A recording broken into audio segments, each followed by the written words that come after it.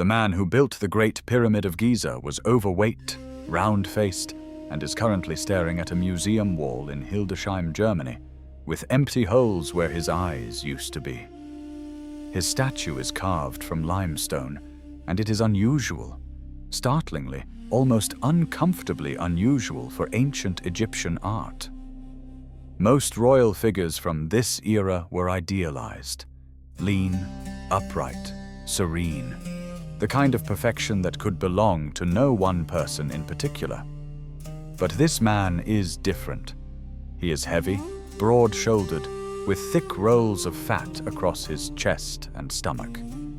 His face is specific, the face of an actual human being, not a symbol or a type. You look at him and you know, somehow, that you are looking at a real person. Someone who ate too much bread and not enough time in the sun. Someone who sat too long at whatever the Old Kingdom equivalent of a desk was. Someone who worried. His name was Hemiunu. He was a prince of ancient Egypt, nephew of Pharaoh Khufu, and the man scholars believe was charged with building the impossible, the Great Pyramid of Giza. The sockets where his eyes once sat are now empty. They were stolen long before archaeologists found him in 1912, pried from their limestone home like seeds from a fruit. And yet, even without them, even through 4.5 millennia of stone and silence, he looks at you, waiting, thinking. He was not supposed to be able to do what he did. No one had ever attempted anything on this scale, not remotely close. The Pyramid of Khufu would rise to 481 feet, the height of a 50-story building, using only copper chisels, wooden sledges, rope, and the organized force of human hands and human backs. It would contain an estimated 2.3 million stone blocks. It would be aligned to true north with a precision that still astonishes engineers today. And it would be built in roughly 26 years, in a desert beside the Nile, by a civilization that had never done anything quite like it before. Tonight, this story is about what it actually cost to build the world's most enduring monument. In stone and in bodies, in bread and in bone. It is about what the ground beneath the pyramid finally revealed after 25 centuries of myth. And it is about what it means that, hidden in sealed darkness 4,500 years ago, the people who built it left their names. Not for pharaohs, not for history, just for the stone, and for whatever came after. Settle in and breathe. We are going somewhere very old, somewhere the air smells of limestone dust and baking bread and the river. The year is approximately 2570 before the Common Era, and somewhere on the western plateau above the Nile, a prince is standing at the foot of a hill of bedrock, looking up. He is trying to understand how to build eternity. Let me take you back a little further to set the stage. Ancient Egypt in the middle of the 3rd millennium before the Common Era, around 2600 BCE, was one of the most centralized, bureaucratically sophisticated civilizations that had ever existed on Earth. The Nile was its lifeblood. The annual flood, arriving each summer and depositing layers of black soil across the floodplain, made the land impossibly fertile in a world that was otherwise mostly desert. Egypt's farmers worked the land from October through May, harvesting emmer wheat and barley, growing onions and lentils and figs, sustaining one of the densest agricultural populations on the ancient planet. When the river rose and the fields disappeared underwater, the farmers had months of relative idleness, and the pharaonic state had discovered, or had always known, that this was the perfect moment to call upon them. The flood season was when the pyramid builders worked. This system was called corvée, a form of labor tax. Rather than paying in grain or cattle, a farmer paid his obligation to the state in weeks of work. He would leave his village and travel to Giza, where he would join tens of thousands of others from every corner of Egypt. He would be fed, He would be sheltered. He would be given a team, a task, and a name. And then he would carry stone. But before Khufu, before Hemiunu, there had been experiments. Khufu's father, Sneferu, had built at least 3 pyramids, including the Bent Pyramid, whose angle shifts partway up where engineers recognized the structure was becoming unstable, and the Red Pyramid, which became the first true smooth-sided pyramid. Each structure represented a lesson learned, a miscalculation corrected, a new understanding of geometry and weight and slope. When Khufu inherited the throne, he inherited the most advanced pyramid-building knowledge in the world, and he wanted to go far beyond it. The Old Kingdom was a period of almost incomprehensible administrative achievement. The pharaoh was not merely a king, he was a god in human form, the link between the divine order of the universe and the physical world below. Building his tomb was not construction, it was theology. The pyramid was the place from which the divine soul would ascend to the stars, particularly to Orion, associated with Osiris, god of the dead, and to the circumpolar stars that never set. The Egyptians called the Great Pyramid by its original name, Akhet Khufu, the horizon of Khufu, the place where the god disappears into the sky. That was the meaning, and Hemiunu was the one asked to make the meaning physical. Some people carry a small ambition. He was handed an eternity. His full title, inscribed in his tomb, included these words among many others: Overseer of all construction projects of the king. Think about what that meant in the Old Kingdom. It meant that Hemiunu, vizier, royal seal-bearer, high priest of 3 deities, hereditary prince, was responsible not merely for the design of the pyramid, but for everything connected to it. The quarries, the harbor, the ramps, the tools, the food supply, the housing, the medical care, the thousands of scribes and overseers and gang leaders and water carriers and physicians who made the whole machine run. He was the second most powerful person in Egypt, and every decision about how to transform raw desert into the horizon of Khufu passed through him. We don't know when Hemiunu was born, and we don't know when he died. His cause of death is unrecorded, lost to the silence that swallows most individual lives eventually. What we know is that his mastaba tomb, a large flat-topped rectangular structure, sits in the Western Cemetery at Giza, directly beside the Great Pyramid he oversaw. In death, he was placed as close to his work as it was possible to be.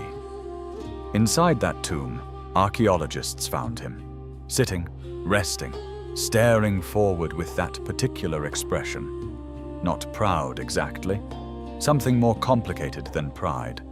The expression of a man who has carried an enormous weight for a long time and has, perhaps, grown accustomed to it. There is something worth sitting with here, in the dark and the quiet. The most famous building in human history, the one that has stood for 4,500 years, the only surviving wonder of the ancient world, the structure that has inspired more conspiracy theories and astronomical calculations and breathless documentaries than perhaps any other object ever made, was built by a real person who we can look at, who was heavy, who probably had bad knees, who spent years standing in the desert heat with papyrus records and copper measuring rods trying to hold everything in alignment. He was not supposed to be able to do it. Nobody was. That is perhaps the most honest thing history ever tells us, that the people who changed the world rarely looked like what the world expected. Something happened in 1990 that changed everything we thought we knew about the people who built the pyramids. A tourist was riding a horse near the base of the Giza plateau when the animal stumbled against a buried mud brick wall beneath the sand. When archaeologists came to investigate, they found a cemetery, the first known burial ground of the pyramid builders themselves. and it was nothing like what centuries of storytelling had led anyone to expect. The workers were buried with care. They were laid facing west, in the direction of the setting sun and the realm of the dead, with jars of bread and beer placed beside them for the journey. Their tombs were modest but real. Their bones were treated with intention. This was not how you buried people who were nothing to you. This was how you buried workers who mattered. The Greek historian Herodotus, writing around 450 BCE, a full 2,000 years after the pyramids were built, had described Khufu as a tyrant who enslaved hundreds of thousands and drove them into the desert until the stone rose from their broken backs. The image became one of history's most persistent myths. Hollywood made it spectacular. A particular reading of the Bible seemed to confirm it. For 25 centuries, the picture held whips, chains, suffering imposed from above. The cemetery began to dismantle it. And then Mark Lehner, an American Egyptologist, went further. Beginning in 1988, Lehner and his colleagues started excavating an area southeast of the Sphinx, following hints of buried walls and compact ancient surfaces beneath the sand. What they uncovered was a city. A whole functioning, purpose-built ancient city, now called Hayt al-Ghurab, the Wall of the Crow, with streets laid out in a grid, divided into functional zones. Long gallery barracks where rotating crews of workers slept on low platforms. Bakeries with rows of conical bread molds, hundreds of them, capable of producing loaves by the thousands each day. Breweries, storage facilities, an administrative center where scribes tracked every ration and every worker's assignment. And a hospital, or something very much like one. The workers who lived here were Egyptians from every part of the country, farmers from the Nile Delta, craftsmen from Upper Egypt, young men fulfilling their labor tax obligation, experienced stonecutters who stayed for years. They had hierarchies, trades, names, and identities. They were organized into competing gangs with names that are, even across 4,500 years, unmistakably human. Those names were painted in red pigment on stone blocks in hidden chambers of the pyramid, spaces never meant to be opened, never meant to be seen. And yet, when later explorers broke through the sealed passages, there the names were, still proud, still there. This was not slavery. It was something more complicated, something both harder and, in certain ways, more remarkable. History is full of things we believed for centuries that turned out to be wrong, and almost always what replaced the myth was stranger and more human than anyone expected. Let's not pretend it was easy. Let's not imagine that the well-fed workers of Hayt al-Ghurab floated through their days in comfortable service to the divine. The bones tell a different story. When physical anthropologists examined the skeletal remains from the pyramid builders' cemetery, they found bodies worn to the edges. Degenerative arthritis concentrated in the lower spine and the knees, compressed vertebrae, the calling card of decades spent hauling impossible weight. Fractures healed and unhealed, broken bones set with splints, limbs realigned by physicians who knew what they were doing and did it well, but could not undo the damage that had already been absorbed. Workers died younger than the elite classes buried in the more elaborate mastebus nearby. Men roughly 10 years earlier, women roughly 5 years earlier. The gap between those who built the pyramid and those who ordered it built was literally measured in years of life. Think for a moment about what a single working day at Giza actually demanded. The core stones of the pyramid, limestone blocks quarried from the plateau itself, using copper chisels and wooden wedges soaked in water to split rock along its natural fissures, weighed an average of 2.5 tons each. The massive granite beams inside the king's chamber were quarried at Aswan, over 900 kilometers away, and weighed up to 50 or 60 tons. Moving those blocks required dozens of men coordinating in absolute precision, pulling with ropes, guiding wooden sledges across tracks lubricated with water or fine clay. Ancient reliefs show workers pouring water onto the sand ahead of moving sleds, reducing friction to allow the impossible to slide forward. The sun over Giza in summer reaches above 35 degrees Celsius. The desert reflects heat upward from every surface. The limestone dust coats every breath. There is no shade anywhere on the construction plateau. You are wearing a linen kilt. Your feet are wrapped in sandals or bare. You have been doing this since before dawn. Scholars estimate that a block had to be placed roughly every 2 minutes across the full working day to complete the pyramid in 26 years. 2 minutes per block per team. The coordination this required, the scheduling, the supply lines, the constant monitoring of alignment and angle and level, was a logistical achievement as extraordinary as the pyramid itself. The ramps that carried the blocks upward remain one of Egyptology's genuinely unresolved questions, a real and honest mystery. Straight ramp, spiral ramp, internal ramp, some combination of all three. We don't know. We know only that the stones went up and the fractures healed. The bones were set properly. The physicians were there, working alongside the workers, tending to the damage. There were, according to ancient administrative records, paid sick days and medical rations. One worker, documented in a comparable later site, tried to push through his illness, descended toward the worksite twice, then turned back, rested for 10 days until he was well enough to return. He was recorded. He mattered. He got his rations.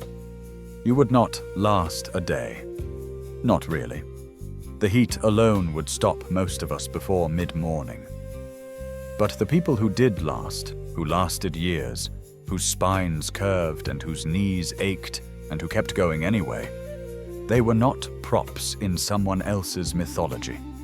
They were human beings doing the hardest work anyone had ever asked of human beings.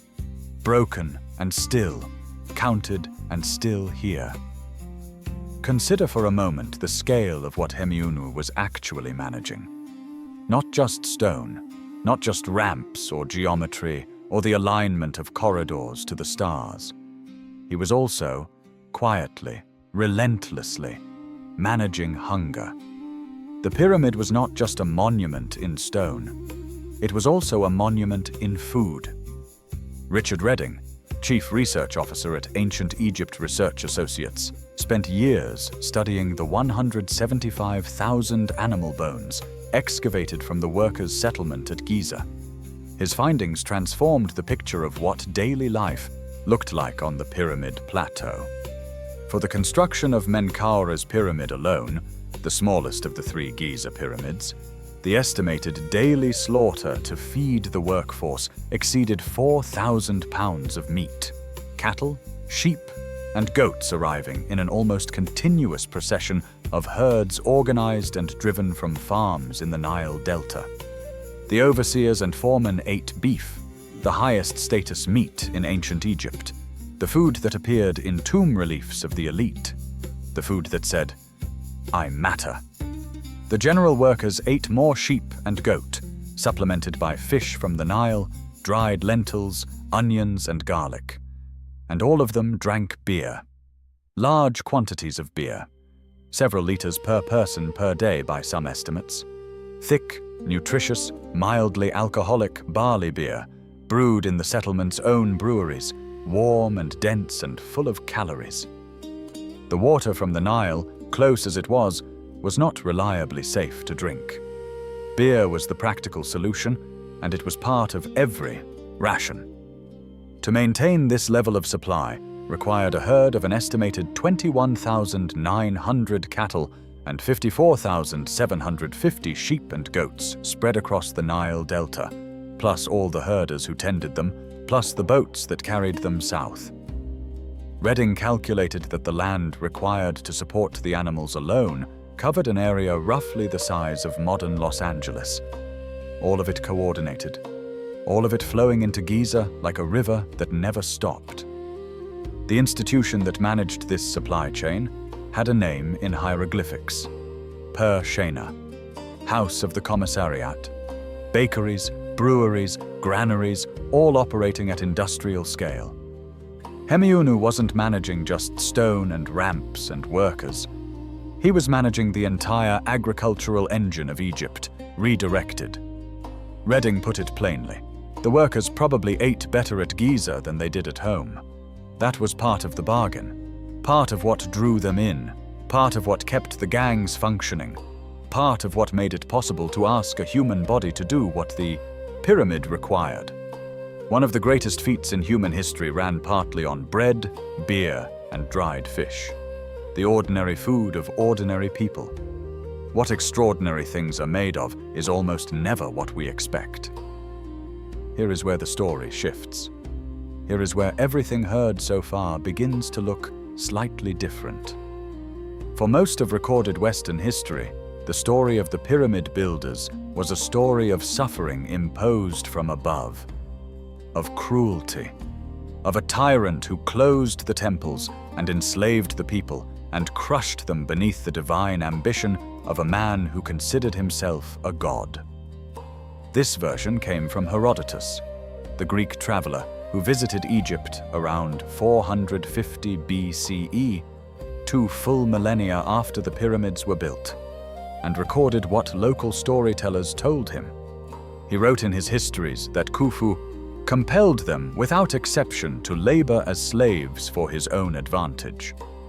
Modern Egyptologists note that Herodotus did not actually use the precise Greek word for slaves. In that passage, the translation became more emphatic over centuries than the original warranted, shaped by the political world Herodotus lived in, where the great conflict of the era was between Greek freedom and Persian servitude. Centuries later, Hollywood and a particular reading of the Book of Exodus did the rest. Cecil B. DeMille's 1956 film, The Ten Commandments, with its images of whipped captives dragging enormous blocks beneath the desert sun, became the standard picture for generations. It is a powerful film. It is also not what happened. What happened was the workers' cemetery, which the horse had already found, and everything excavated within and around it. What happened was the bakeries and the hospital and the organized housing and the proper burials, evidence assembled piece by piece until the slave narrative had nowhere left to stand. What happened was isotopic and physical anthropological analysis of the workers' remains, which pointed consistently toward local Egyptian origin. Not foreign captives, not Israelites, not a conquered people. They were Egyptians. The workers were not free in the fullest modern sense. The corvée was a tax, and a tax is not entirely voluntary. But they were also not slaves. Their children were not slaves. Their tombs were respected. Their bones were set when they broke. Their names were recorded.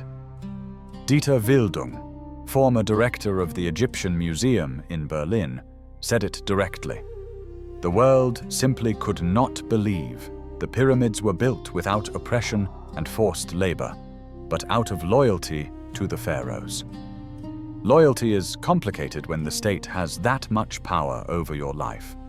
But loyalty is also not the same as chains. The story we told for 25 centuries said something about what we expected of greatness, that it must have required cruelty to exist, that nothing this large could have been built by people who chose it. The evidence from the ground says something quieter and in some ways more challenging.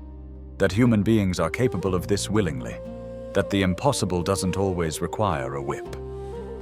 In 2013, in a limestone cave on the edge of the Red Sea coast, a French-led archaeological team made what Egyptologist Zahi Hawass called the greatest discovery in Egypt in the 21st century.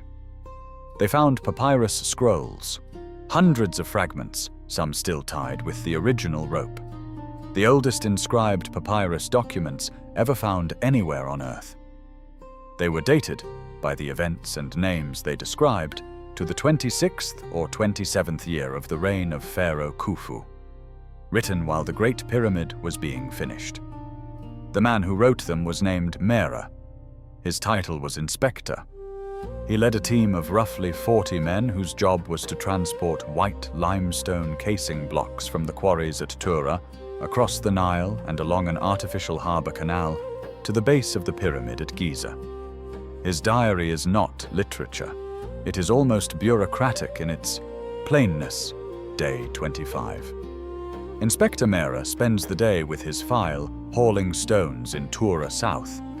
Spends the night at Tura South. Day 26. Inspector Mera casts off with his file from Tura South, loaded with stone, for Akhet Khufu. Spends the night at Khufu. Akhet Khufu, the horizon of Khufu. The pyramid still going up. Mera's team made 2 or 3 round trips every 10 days, carrying approximately 30 blocks of 2 to 3 tons each per trip. Over the roughly 5 months documented in the surviving papyri, his crew transported around 1,000 blocks. The pyramid required 2.3 million. Imagine how many Meras there were. The diary also mentions, in passing, a man named Ankhaf, Khufu's half-brother, documented separately as a vizier, whose mastaba sits in the eastern cemetery near the pyramid. He appears in the log as the overseer of the harbor through which the casing stones were delivered. Real people, moving through real days, recorded in the oldest surviving writing of its kind in human history. The papyri survived because the harbor at Wadi al-Jarf was sealed when the pyramid project wound down, likely around the death of Khufu himself. The workers left the documents behind. Some were stuffed between 2 limestone blocks at the entrance to a storage gallery. Some were still tied with rope when found in 2013. Pierre Tallet, the French archaeologist who led the excavation, described the scene with quiet wonder. The ancient Egyptians threw all the papyri inside as they were closing the site, and then the desert air kept them safe for 4,500 years. One man's bureaucratic diary, one set of accounts about moving rocks on a boat, the oldest writing on papyrus in the world. And it is still here, not because anyone meant to preserve it, but because the work ended and the door was closed and the desert air did the rest. Sometimes what survives is not what anyone intended to save. Sometimes the most permanent thing is the thing someone left behind, without looking back. The diary's dates cluster around the final years of Khufu's reign. Scholars believe the entries capture the last phase of construction, the application of the white Tura limestone casing stones that gave the pyramid its finished surface. When complete, those casing stones were polished to a mirror smoothness, angled at just over 51 degrees, and fitted together with joints so tight that a knife blade could not slip between them. The white limestone blazed in the Egyptian sun. Ancient sources suggest it was visible from great distances across the desert, a blazing point on the horizon, impossible to mistake for anything else. It would have been, by any measure, the most extraordinary object human beings had ever placed upon the earth. But then Khufu died, and everything stopped. The harbor at Wadi al-Jarf was sealed. Mera's papyri were tucked between 2 rocks. The artificial harbor beside the plateau, a vast basin dug into the Nile floodplain, perhaps a 1/4 mile by 1/3 of a mile, deep enough for loaded cargo boats, silted up and eventually vanished entirely. Later construction under Khufu's successors moved to a different harbor further north. The workers dispersed. Some went back to their villages. Some stayed, continuing on the pyramids of Khafra and Menkaura. Some were buried where they fell, in the terraced cemetery on the slope behind Hayt al-Ghurab, with jars of bread and beer to take with them. We don't know what happened to Hemiunu specifically. His tomb was built. His statue was placed in the sealed chamber called the Serdab, where it would watch over his car. his animating spirit, forever. But his eyes were taken long before archaeologists found him. His death is unrecorded.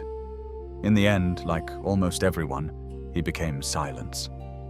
But not completely. Somewhere inside the Great Pyramid, in the sealed relieving chambers built above the king's chamber during construction, spaces never meant to be entered again. There are names written in red paint. Teams who quarried a particular section, who set a particular course of stone, who wanted something of themselves to remain inside the thing they had made. The friends of Khufu, the drunkards of Menkaure, the vigorous gang. Names in the dark, sealed behind millions of tons of limestone, meant for no audience, read only by the light of a torch held by someone who drilled through a hidden passage 4,500 years later. They wanted to be remembered, and somehow they were. And now we arrive where we always have to arrive, in the quietest part of the night. The Great Pyramid still stands. It is shorter than it was. The white casing stones were stripped away over centuries and used to build mosques and palaces in Cairo. But the body remains. It has watched every civilization rise and fall since it was built. It was already ancient when Herodotus visited. Ancient when Julius Caesar arrived in Egypt. Ancient when Napoleon stood below it. Ancient when you, right now, picture it. Hemiunu is still there too, in his statue, staring at the wall of a German museum. His eyes are gone, but his face is so specific, so plainly the face of a real person, that it can still reach across the distance and make you feel something. You look at a man who has been waiting for 4,500 years and you think, he worried, he was tired. He did it anyway. He was not supposed to be able to do it. No one had ever done anything like it. He was handed a vision so vast it bordered on the impossible, and he spent his life, his actual working life, his years of health and intelligence and ambition, trying to make the vision real. He organized the food and the stone and the workers and the ramps and the mathematics and the copper tools and the seasonal flooding of the Nile that brought the boats from Aswan. And somehow he held all of it together long enough for the horizon of Khufu to rise above the desert plateau. The workers carried it. Mera's men shipped the casing stones across the water at dawn. The drunkards of Menkaure hauled their section of limestone through the summer heat and wrote their name on it before it went into the dark forever. Someone set a bone. Someone baked 10,000 loaves. Someone stood at the harbor as the last boat arrived and wrote it down in a document that would become, by accident of desert preservation, the oldest papyrus on Earth. What does that tell us? Not that history is fair, or that suffering builds greatness, or any of those easy conclusions that betray the complexity of real lives. It tells us something simpler and harder. That human beings, given an impossible task, will find a way to leave a mark. That nameless work is almost never actually nameless if you look hard enough. That even the most massive thing ever built by human hands was built by human hands. Imprecise, aching, sun-darkened, determined hands. Each stone in the pyramid weighs more than most of us will ever lift. Each stone was placed by a person who ate bread and drank beer, and argued with their gang leader and went home eventually, or didn't. The pyramid stood in the morning light 4,500 years ago, blazing white, the tallest thing in the world. It stands now, in silence, slightly shorter, but essentially unchanged. The drunkards of Menkaure are still inside it. Writing still legible, names still there, nameless to history for centuries. Not silent, not gone. If tonight's story has stayed with you, or if you found yourself drifting somewhere quieter and older as it unfolded, please consider leaving a like and subscribing to Sleepable History. It means more than you know, and it's the best way to make sure the next story finds its way to you. Now let the pyramid stand where it has always stood, in the dark and the desert. Let Hemiunu sit with his missing eyes. Let Mera's boat move slowly up the Nile toward dawn. The horizon is still there. Rest well.